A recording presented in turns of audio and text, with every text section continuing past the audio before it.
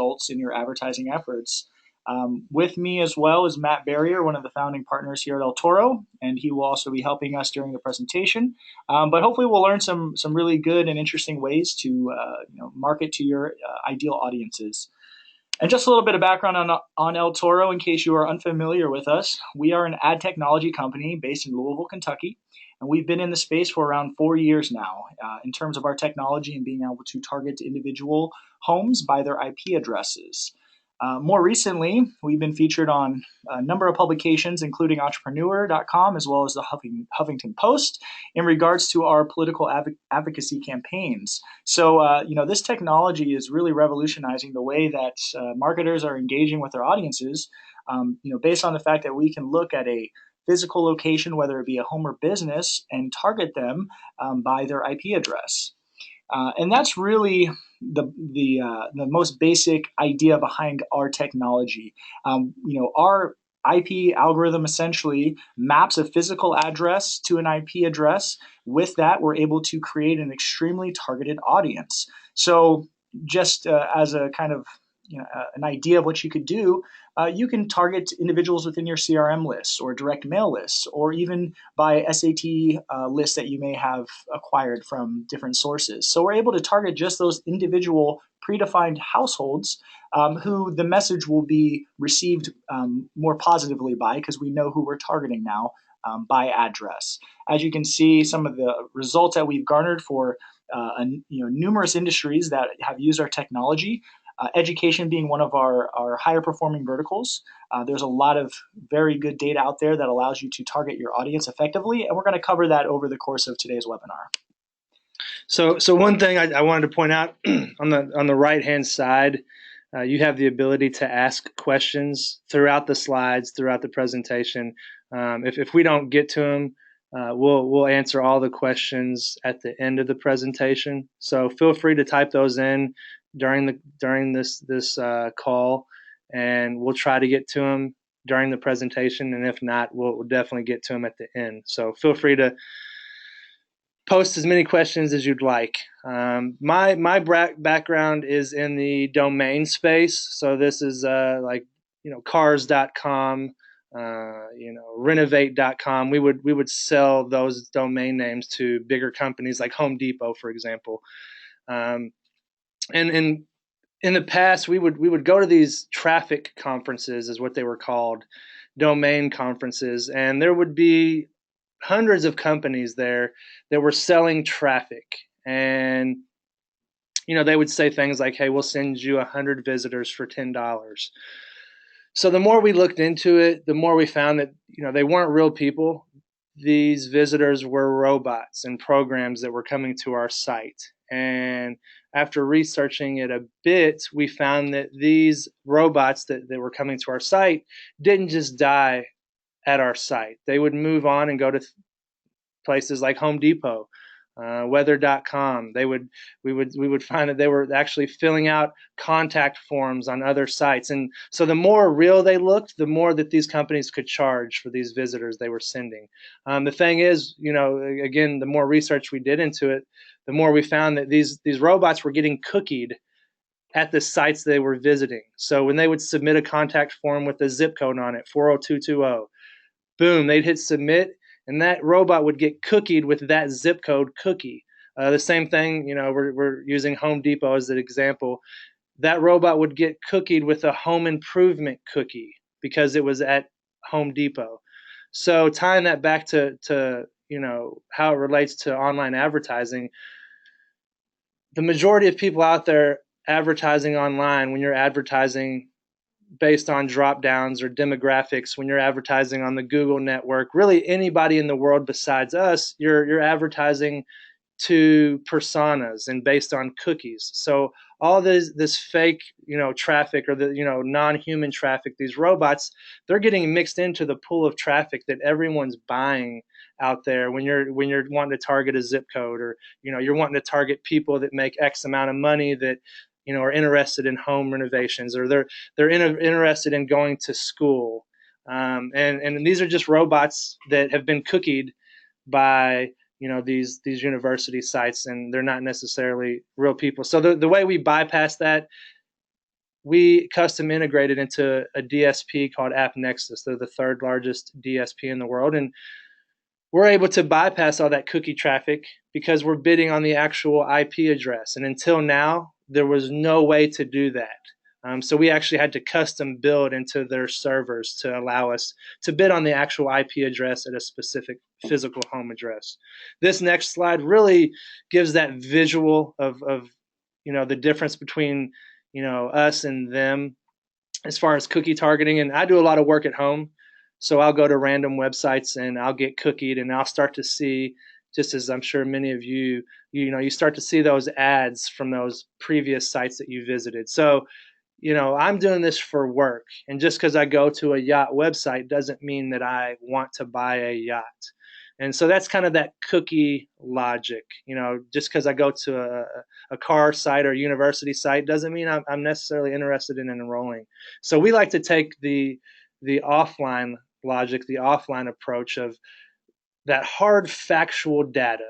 We want the real data that you have in your CRM list, where a kid is about to graduate, or you have data where a kid, based on their ethnicity, they qualify for a specific grant, or you have segments of students that have applied to your school but not completed their enrollment 100%. So we like to go off that hard factual data, that offline data that you have. We move it online and create a segment to target these homes with a specific offer, like your son or daughter qualifies for a $10,000 grant. And this because you've pre-qualified them based on the data that you own, whether they had a certain score on their ACT, or again, a certain ethnicity that they qualify for. So a lot of agencies I'm talking to and colleges, I'm trying to get them to not only rethink the way they think about direct mail, but banner advertising in general. And as I'm sure a lot of you all have used direct mail in the past, we've just taken that same model of targeting a specific home and moved it online. So just as you do with the direct mail piece, you're targeting that specific home. We're doing the same thing with banner ads. So we're targeting that home with a specific ad, a specific message, and anyone connected to that Wi-Fi router, that IP address, whether it's a cell phone, a tablet, it doesn't matter where that person goes online. If he goes to ESPN to check some scores out, or weather.com to check the weather out for the day, we're putting your ad at the top and sides of those screens that they visit. And so this slide really, gives again that nice visual. And I'm trying to get the people that I talk to rethink the way they see banner ads. So after this call, as you're browsing the internet and you're going to different sites, start to think of those ads you see at the top and the side of the screen, not necessarily as just banner ads anymore, but through our technology, start to think of those spots as these people's digital mailbox. And to me, with our technology, this new tech, to me, that's the new digital mailbox. You literally have the opportunity to put your message front and center wherever these people go as they browse the internet. And it's just very hard to get away from that messaging. While we think direct mail is very effective, and the same with email, this is just a supplement to your marketing efforts. And we're all about the integrated marketing approach. And that's what we're finding is moving the needle to get these people pushed over the edge to complete their enrollment as they're browsing the internet. They're constantly seeing this ad that says, don't lead us on. Ads like that have been very effective in the university space. Finish your enrollment, you're almost there kind of ads. Thank you for that, Matt. Now, just to kind of refresh, and for those of you who may be not as familiar with our technology as some of you who are in here currently today, I'm just going to take a look at the overall process and give you really a straightforward approach into how our targeting works and how our system works. And it's really simple to use. We essentially have a user interface that you use. You have your own credentials, your own portal access you log into. All you would simply need to do is attach your address list, which is as simple as attaching, an email attachment. So Our system is very easy to use. Once you upload your list of addresses you're looking to target, we're able to append that list. Now, when we append that list, we're matching these IP addresses to a 95% degree of accuracy. So that means that when we have a match in our system of 123 Main Street, John Doe at 123 Main Street, we know with a 95% confidence that that is that individual at that household address using that IP address. On average, we'll be able to take about 50% of a list. So if you give us a list size of 100,000 addresses, we're going to append around 50,000 matches of that list, and that would be your audience segment, your targeting segment. From there, once all of your information for that campaign is uploaded into the campaign, so the flight dates, your creatives, your landing page, once that's all put into our portal, simply upload that to our system. It takes about 24 hours for the creatives to pass through an audit process. And from there, the ads are now being displayed throughout the web to your targeted individuals' homes. So as you see in the third step, the display ads are served to those devices that are connected to that Wi-Fi or that IP address of that household. And to piggyback on that, Jared will get into this more towards the end, but as far as that process that makes us unique is the fact that that file you submit to us, we'll send it back to you within about an hour or two. It's the append process. So once you upload your physical home address list, it goes to the append process. You get an automatic email sent back to you within a couple hours. And it's just going to show you next to every address, true and false. It'll have a T and an F next to every single address. And that's just going to show you before your campaign starts, the homes we can target and the homes that we just don't have enough data points on to, have that correlation of that IP to that home address. So it'll have an F for false. So clients love this because at the end of the campaign, post-campaign, when you have everyone that registered into your school and enrolled, you can take all of that data and you can match back, John Smith at 123 Main Street that enrolled. You can take that and match it back to that original list that you submitted to us. So for the first time in the online space, it's 100% transparent, proving that ROI or that lift that we provide by targeting the homes with a T next to their name. Now, a lot of individuals, some people are more familiar with IP addresses, ask how we are so precise in our targeting and our mapping of these homes to IP addresses. Well, we're actually looking at over 30 different data element points that we're hyper accurately mapping to essentially determine the correlation between a specific home address and that IP address. So this is a part of our patent pending technology that we've developed that allows us to get that 95% confidence of that individual at that address. So this is something that we've been working on for well over 7 years now, and this technology has been proven now time and time again through hundreds of thousands of campaigns that we've ran, and people are now really seeing the benefit of being able to target by physical address for their marketing campaigns. Now, to touch upon higher education results and the reason why you're all here today. What's interesting about our technology is for the different universities and colleges and marketing companies that represent them, as they've used our technology and they see the results, we can only get so much information from them because obviously if they've got the golden goose, they don't really want to share it with everyone else. But these are some of the baseline stats for some campaigns that we've ran. And we're actually going to look into University C results. We're going to look a little bit more into that particular campaign and show you exactly the data behind that. But as you can see, some of these results are just kind of through the roof. And people ask us, well, can you replicate that? Of course, there's a lot of different factors that go into this, but with the right creative, the right landing page, the right message, and especially the right audience, absolutely, these results are very attainable. And these are the types of results we are getting on a regular basis with a lot of universities that have used our platform. But as you can see, 0.79 click-through rate, that's extremely high. And of course, just the amount of admissions that have been increased by utilizing our technology. And of course, cost per enrollment, which is always on universities' minds. How much money are we spending on this campaign, and what type of results are we garnering from it? We're able to actually show you that, as Matt alluded to earlier with our matchback analysis. So to touch on University A, I know because I was working pretty close on this campaign, but what the the client university did is it targeted on University A feeder schools within a 20-mile radius of that school. And they knew that these specific campuses, these colleges, the credits transferred over 100% to their school. So they were sending messages to these feeder schools. So all the kids on that campus, in the dorms, in the libraries, in the classrooms, where they were attached to that college's Wi-Fi, they were seeing ads that say transfer to University X, 100% of your credits transfer over to us. Why wait? Those kind of messages, and that's just a little background into the University A results. And as this says, they actually called the sales rep and they said that they were at capacity and they had to turn the campaign off. They couldn't enroll any more students. So that's always a great problem to have.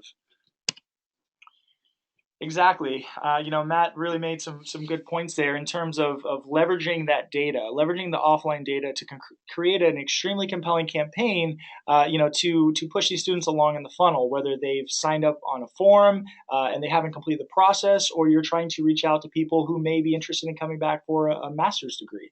Really, this is an overview of just kind of the total process of eltoro, but we're utilizing our IP targeting algorithm to target these individual homes. And then, of course, we're leveraging the data that you're providing based on the audience segment that you would like to engage with. So whether you're trying to target households with kids nearing high school graduation or community college, the feeder market, as Matt spoke to just prior. But you can also target profit, trade, tech colleges as well. And you can focus on people who already have some college but have not yet graduated, and so you're trying to entice them to come back and complete their degrees. So there's a lot of different lists and ideas, and these are all just things that we've seen, and by no means is this the only thing that we can do. Of course, you can come up with any strategy that you'd like. Ultimately, we are the vessel, and we can help you complete that process of targeting those right individuals based on whatever addresses you're looking for. We operate on a CPM model. So this isn't going to be a cost per click or cost per lead campaigns, just strictly CPM. And the other thing too is, we're really going to be able to show you the results. Once again, the ROI, what really matters, how many people signed up, how many new students, enrolled in your college. That's really the end game. And of course, with our targeting, we have extreme confidence because of the data, because of our algorithm is able to tell us exactly, which households are connected to which IP addresses. So Jared got me to think of one more way to use us. It's been very effective if you're taking notes, is the fact that you can piggyback our banner ads around a direct mail in-home date. So what's been very effective is kind of warming those houses up to the idea of getting that application packet in the mail. So colleges will send banner ads to these homes that say, be on the lookout for a special offer in the mail from University, XYZ. And then after that in-home date, they'll switch the message up to more of a reminder. So as they're browsing the internet, it's a lot more cost effective to send the banner ads to send another direct mail piece to them. And again, it's just a reminder ad. So as they're browsing the internet, they'll see ads that say, don't forget to send that packet back, or don't forget to finish your application. Those kinds of messages really resonate with that intended audience in that home. Now, as Matt spoke to earlier with the matchback analysis, this is really kind of shows you the overall process behind how we're able to match attribution to a campaign. So from the very onset, we know who we're targeting. We have the predefined household addresses that we're serving these ads to. And then post-campaign, with that sales data provided by the client, we are able to then look at who enrolled or who converted on that particular campaign, and we can match each individual sale, quote unquote, or admission to the homes that we targeted on that list. So we're able to really show you the effective uplift that, along with IP targeting, because of course we do advocate that you still use direct mail, you still use email marketing, but this is another channel that allows you to effectively engage with the homes or the individuals that matter most to you and who are more likely going to convert on that particular campaign. Now, in terms of, once again, we focus more on the CPM cost side of things. And this is kind of shows you the advantages and disadvantages, really, in terms of cost per click campaigns and cost per lead. As you can see, cost per click at first kind of seems fairly reasonable in terms of the overall cost, but once again, you can't really filter out who is real and who is not. Are the clicks that you're actually getting, are they coming from non-human traffic sources? Are they coming from actual individuals who are interested in your offer?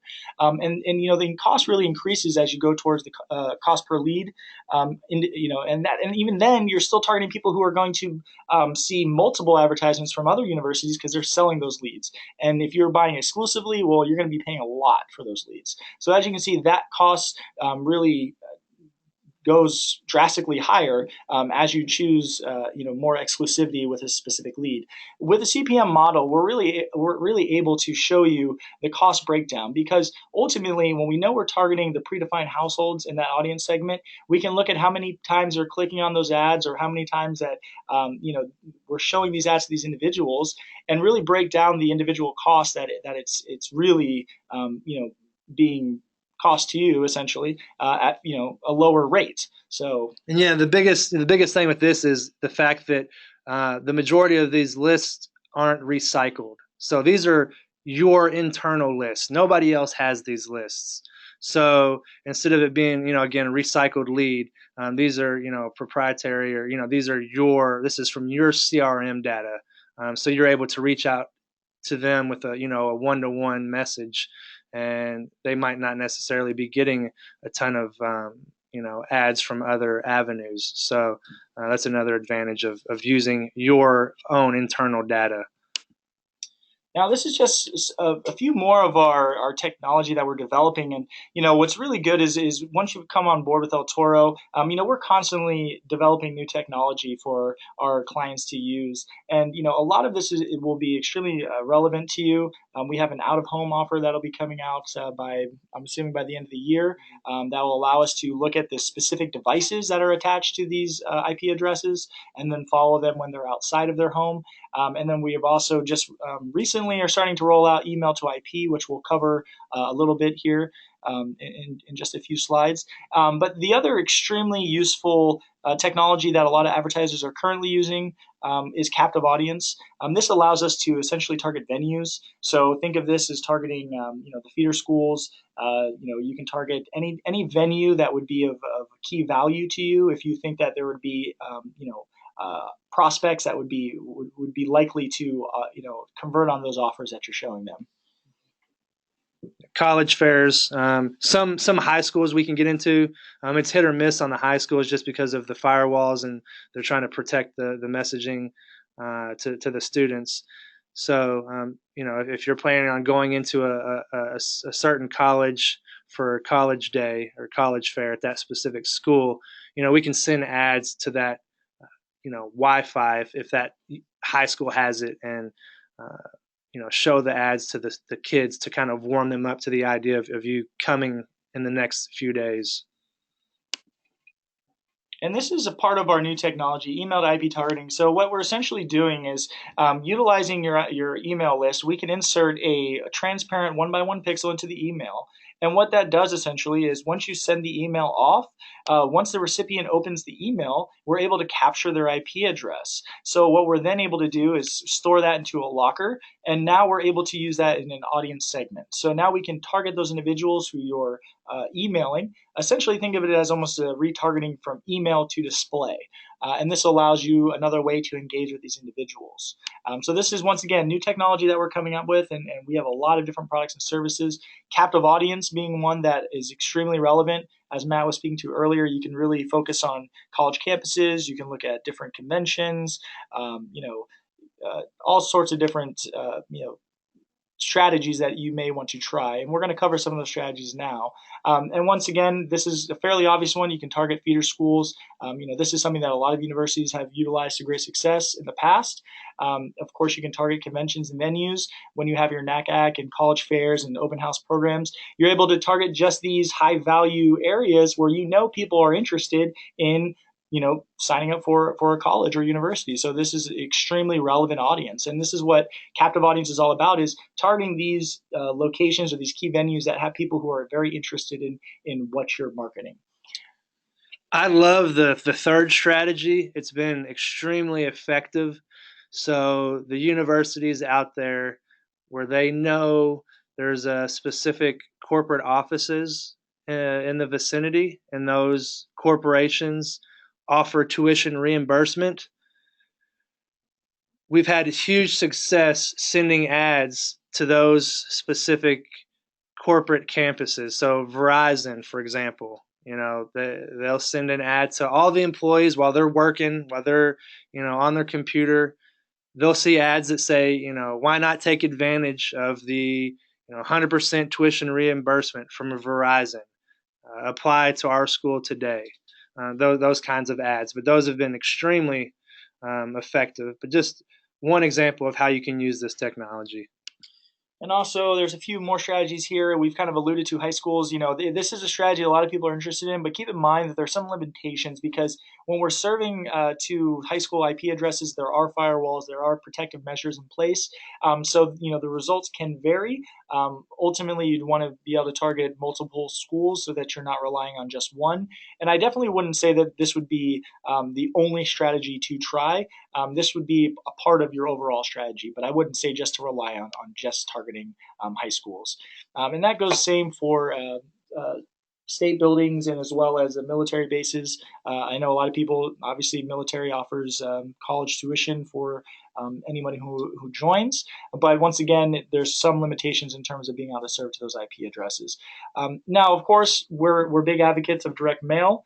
So this is an excellent pairing with direct mail. You can target half of that list, because keep in mind, we're going to be able to append about 50% of that targeted list. So if you're sending 100,000 direct mail pieces, we're going to target 50,000 of those homes with our IP targeted ads. And then we can then measure the uplift of difference in terms of that individual campaign. Another strategy that's fairly popular, targeting ACT lists. You know what they're scoring. You know what type of scholarships that you can provide to them because of their scores. So you can create extremely targeted ads that speak to these individuals, these individual kids who are looking to further their education. So these are just a few different strategies that we've seen and listed in the past. And of course, once again, this is by no means the only things that you can do. These are just ideas that people have come up with. And just by leveraging our technology, you can really kind of think outside the box and come up with really unique strategies to engage with your audiences. This is an interesting one, filter alumni data. Looking at people who have graduated from the college and then seeing if they have kids who are going to be nearing the age of which they'd be looking to enroll. Then you can really tie in a strong message between the alumni and their children and see if there would be interest in them wanting to enroll in that same college as well. So once again, this technology can be used in many different fashions. It really just depends on what you can conceive and what you can come up with, and then we can ultimately implement it. So now, this is looking at that case study from earlier. We were talking to you about University C and the results that we're able to get. Overall budget for the campaign was around $12,000. The total list size was around 26,500. We appended that list, and we were able to target approximately 11,900, so around 12,000 households. And then the control group, now these were individuals we could not target, was 14,000.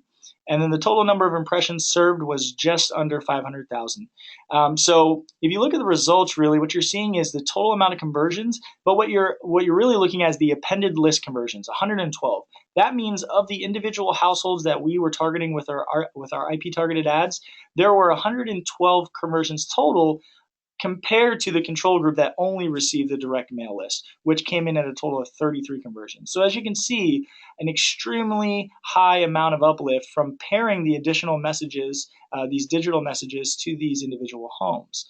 So what that was able to do was increase the university's overall revenue and really give them extremely good results for this campaign. Now, this is actually a breakdown of what a matchback analysis looks like. Now, if you look over to your left, you'll see the target group, which would be the individual homes that we were able to target based on their physical address. And then, of course, the control group, the individuals that we cannot target. And really what you're looking at is that rate of improvement. So 315% improvement, the conversion rate, which is right next to that, at a 94% conversion rate. So, by leveraging the data, the offline data that exists, you can create an extremely compelling digital campaign and, use it as a warm up. Send them, the IP targeted ads prior to the direct mail piece, and then maybe for another week or two after that direct mail piece lands. So you're kind of telling a story throughout that campaign. But what that does is it allows them to see the message multiple times and from multiple angles. And this will really kind of resonate more with them because ultimately, in advertising, it's about getting multiple touches and multiple views. And the more likely they see the message, or the more times they see the message, the more likely they will be to convert on it.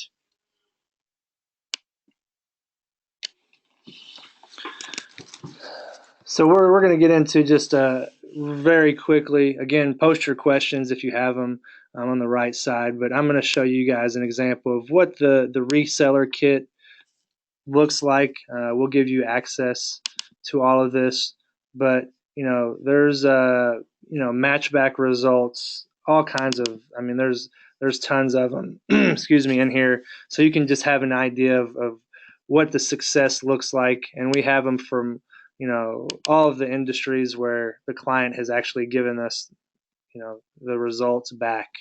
But there's just tons of information in this kit that we'll give you access to. There's sales data. There's a starter pack in here. For the university agencies we work with, you're able to white label our service. So I know a lot of enrollment agencies use our sales materials, and you can put your logo on it, but we give you access to everything. For the universities on the call, you can take this and send it throughout the university internally there to share any pages, marketing material you want. This site is a resource that we like to tell a lot of our clients about, and it's just a site you can go search by brand, and you can type in any brand and see just the type of offers that they're sending. To give you an idea, brainstorming, hey, what's my competition doing?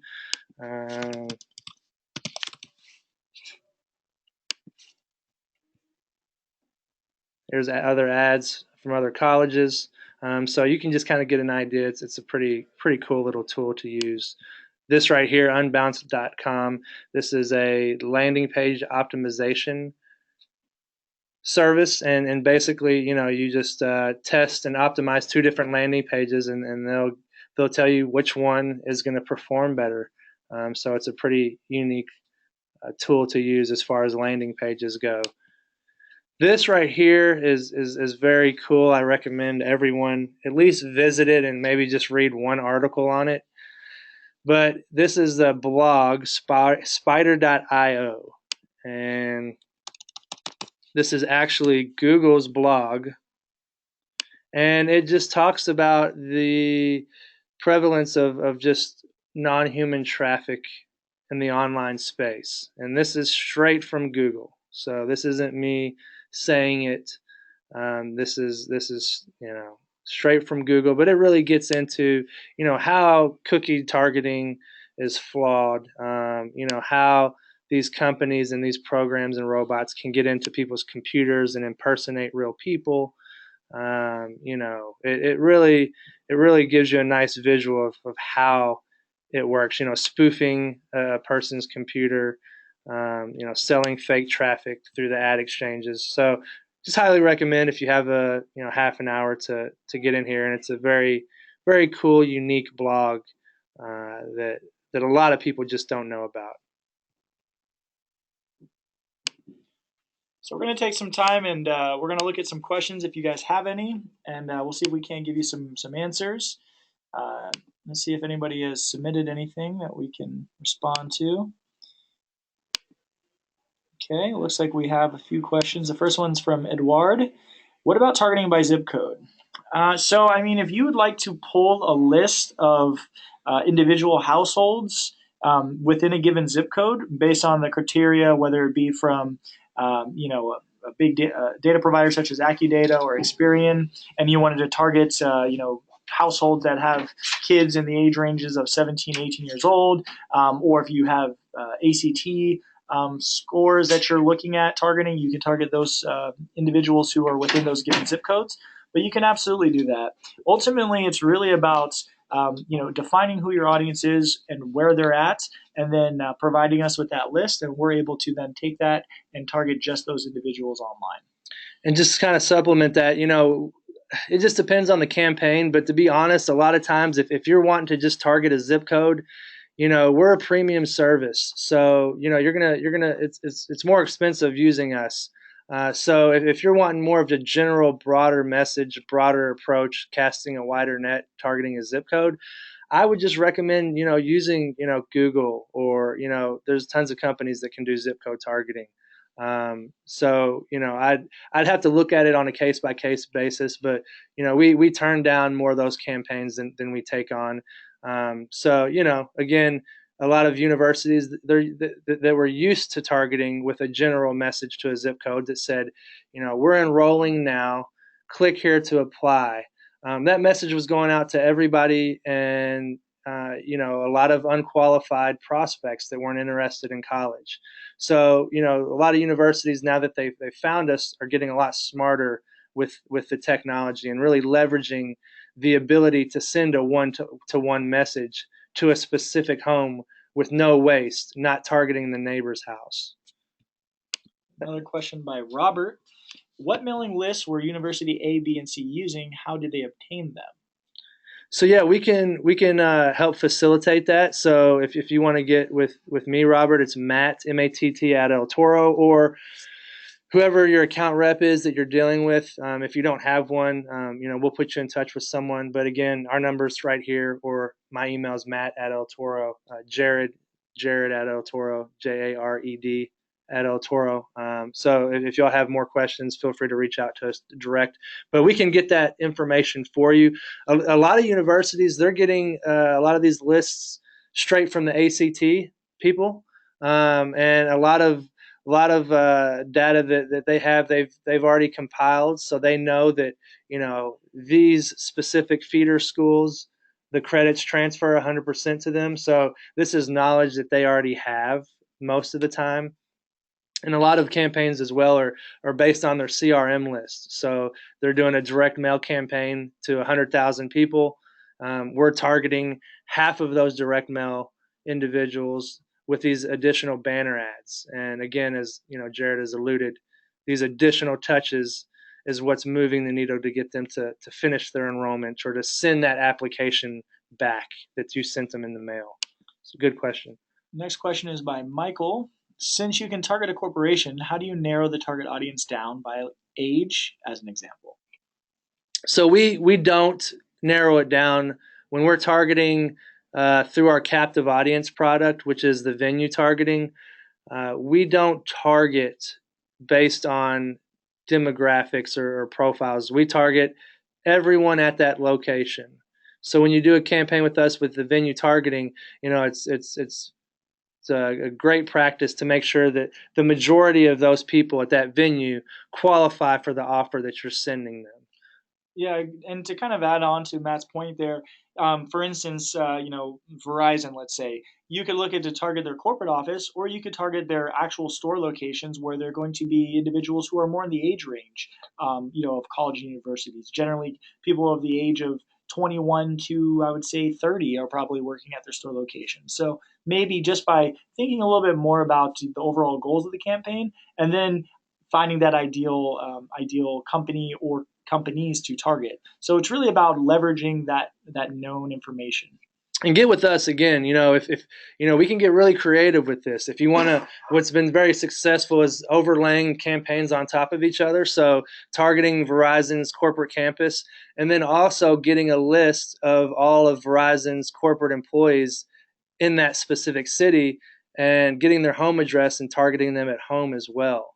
We're finding that a lot of purchases and a lot more engagement happen at home. So it's good to brand yourself, at those corporate locations, but also continue that message when these people go home. They continue to see that same ad or just a different variation of that ad, but same message, same offer. Great questions so far, guys. This question is from Robert. What would cause a physical address to not match an IP address? So with that, we're looking at a lot of different pieces, and so, for example, sometimes neighbors will share a Wi-Fi. So if yours is not password protected, we'll see multiple families, multiple last names stemming from an IP. So when someone buys something, when someone submits a contact form, all that information is submitted to a database where we store that IP and that information, and we can see, hey, there's two different last names stemming from this IP.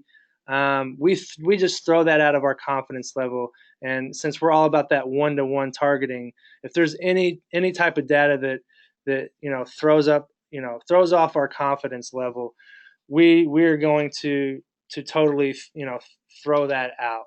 So that's one example of when it wouldn't match. Another time is, hey, IPs do change. I've had the one at my house for the last year and a half. It's been the same IP, but for whatever reason, if a big storm comes through, and even then I've had the same IP when my power shuts off and comes back on. But different triggers can happen and could change that IP address.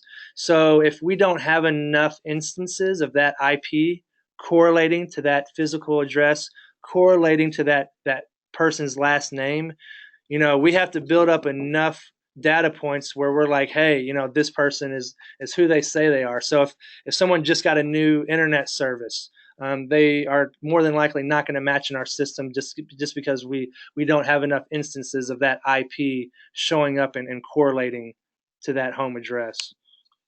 Next question is by Andy. Will you be sending the link to the reseller kit? So yeah, so to start the process of working with us, all of our clients get an MSA, and mainly we work with agencies, and we just started reaching out to universities directly. But all of our clients get an MSA. It just basically says, hey, you're going to pay us if we run the campaign. But there's no, we're not tying you down to working with us for a whole year or 2 months for that matter. But all of our clients, they send it back. Once they send it back to us, you will get logins to the system. You'll get trained up on the system it's usually a 20-minute call. But during that call, that portal walkthrough after you send the MSA back, we'll go over all the documents. You'll have access to the reseller kit. All of that will be covered in that more next steps after this call. All right, we have another question from Michael. Say if you don't have a list, can you build out a target audience from scratch, or are all these capabilities tied to having access to lists? So yeah, I mean, we can build out a list. Just get with one of us. Tell us who your ideal demographic is, and we can start the process. A lot of clients too, they have data where we can create lookalike models. So if you have any data you have that can help us, build a segment for you, yes, we're all about that. We can start from scratch. All right, we have a question from Andy. Where do you get the list of employees' home addresses? So we have a partnership with AccuData, and so it's pretty crazy the kind of information that they can get. But just about anything you want, they can get or find, and if they can't, they just simply can't. But again, get with your sales rep or whoever you're dealing with here, and again, we can start the process. Get as creative and wild as you want, and we'll come up with a plan that makes sense. Okay, next question, Eduard. Does your service work for the finance industry, specifically short-term loans, and is there a price difference? We've seen very good success in the finance market. Again, Jared has alluded, it just depends on the list, depends on the ad, and depends on the landing page. Those three things are a huge component to a successful campaign, and really that list being the foundation. So the list is good, the offer is tailored to those people that's going to resonate with those individual homes. And then if the landing page doesn't have 30 forms, to fill out and, ask for their social security number, you're going to have a fairly decent success rate. But again, it really depends. But yes, and again, during the brainstorming session 2 weeks prior to any campaign launching, we really like to delve deep into, making sure all of these things, that the I's and the T's are crossed to make sure that the campaign is a success. So, and we can dive into that more, Edward. We're going to try to stay focused just on the educational side for today. But if you have any specific questions in regards to any other industries, we can absolutely answer your questions. And the next question we have is from Michael. How would you do the matchback attribution if you're building those audiences for us? Well, so in that case, think about it like this: the list is still going to be of household addresses. So if we're essentially targeting known predefined homes, then we're still looking at that in terms of who are we targeting, what are the individual homes we're targeting, and then post campaign, who converted off of that, that specific campaign. So we're still going to be able to match the conversions, the admissions, the signups, whatever the conversion metric is. We're still going to be able to do the same process because the basis for what we're doing is targeting predefined households. Now, in regards to targeting venues, so the corporate offices or schools, theater schools or high schools, that is a little bit harder to do any type of matchback because obviously you're targeting, tons of people in one area.